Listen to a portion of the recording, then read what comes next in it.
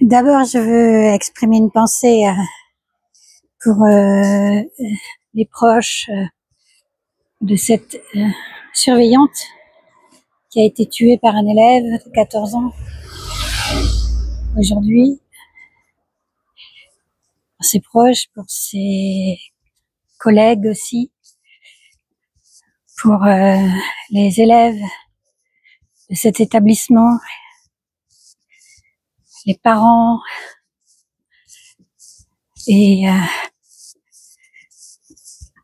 tous les personnels et tous les élèves de l'éducation nationale qui ont à souffrir de l'éducation nationale. Alors comme on le sait, malheureusement, il ne s'agit pas de faits divers isolés. Il y a de la violence, on est obligé de contrôler les élèves pour fouiller les sacs et y trouver beaucoup trop souvent des armes blanches avec lesquelles ils peuvent s'entre-blesser ou s'entre-tuer, blesser ou tuer les personnels, enseignants ou autres de leur établissement.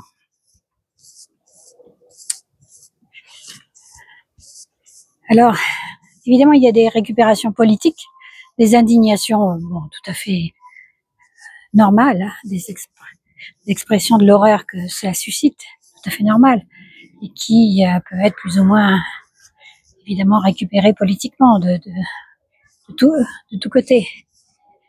Mais le pire, c'est la protestation des macronistes, notamment des anciens ou actuels ministres de l'Éducation nationale, et bien sûr de Macron lui-même, parce que cette violence, on la leur doit. Pas entièrement, bien sûr, puisque elle existait déjà plus ou moins avant eux, mais elle n'a fait qu'augmenter. Parce que Macron a violenté la France, ses institutions et son peuple depuis 2017, d'une façon bien plus importante et inquiétante que ne l'avaient fait ses prédécesseurs. Et pourtant, il n'avait pas que des prédécesseurs recommandables. Donc maintenant, je veux bien qu'on s'en prenne aux parents, qu'on s'en prenne au couteau. Mais c'est pas... Certes, les parents ont une responsabilité. Certes, les couteaux sont dangereux. Mais ça ne dédouane pas les politiques de la violence qu'ils font régner dans une société. Alors Macron dénonce un déferlement de violence insensée, dit-il. Certes, faut-il lui rappeler le déferlement de violence insensée qu'il a fait subir notamment aux Gilets jaunes, avec des éborgnements, des mutilations et même des morts. La violence engendre la violence. On ne vit pas dans une société violente sans être atteint soi-même par cette violence. Et on n'est pas victime de violence soi-même ou ses parents ou ses enfants sans être susceptible d'entrer soi-même dans un schéma de violence. D'ailleurs, ça ne dédouane pas non plus Macron d'avoir délégué, d'avoir laissé Brigitte Macron, comme l'ont montré plusieurs journalistes, gouverner en douce la politique de l'éducation nationale.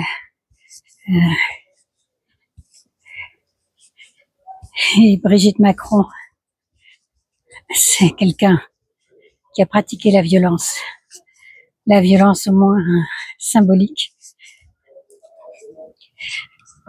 Eh bien, je suis désolée de le répéter, mais cet enfant de 14 ans, cet enfant de troisième qui vient de commettre un crime,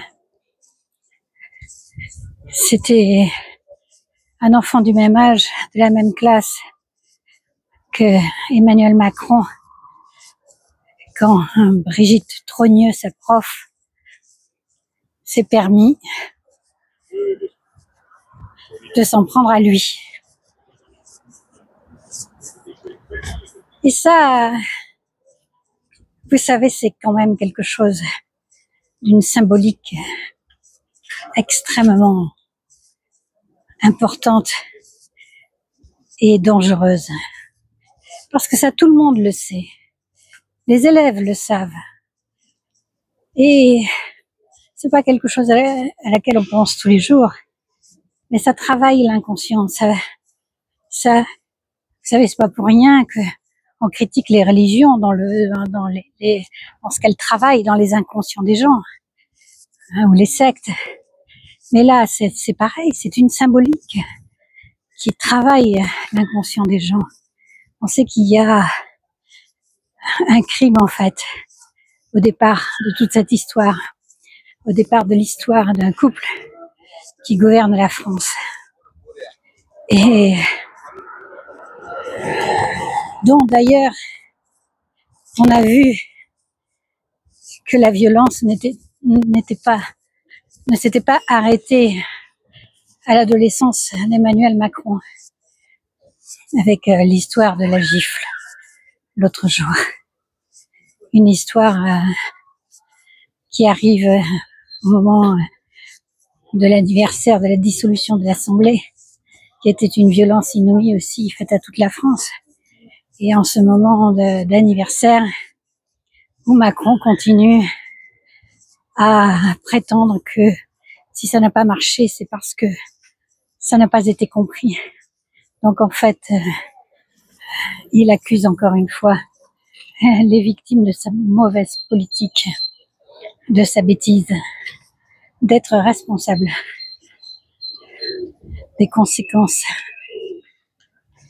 malheureuses, très malheureuses, de ses actes, de sa pensée, de son système de pensée qui est décidément mauvais dans tous les sens que puisse prendre sa politique. Alors j'ai été prof quand j'étais jeune pendant quelques mois, et puis je l'ai été aussi pendant quelques autres mois avant de prendre ma retraite. Donc disons à 30 ans d'écart entre les deux. Et j'ai vu la différence et j'ai vu la dégradation. J'ai vu tout le mal-être, tout le malaise, toute la violence symbolique encore une fois, mais sous bien des aspects qui règnent dans l'éducation nationale. J'ai écrit un texte là-dessus, j'ai fait mon journal d'une prof.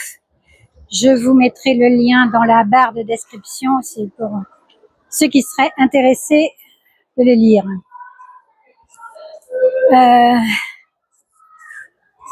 Voilà, donc école violentée, élèves violents. Donc il ne faudra pas s'étonner non plus qu'un pays violenté puisse devenir un pays violent. C'est valable pour la France, c'est valable pour d'autres qui mènent des politiques aussi irresponsables, si on peut appeler ça des politiques seulement. Voilà, c'est tout pour aujourd'hui. Ciao.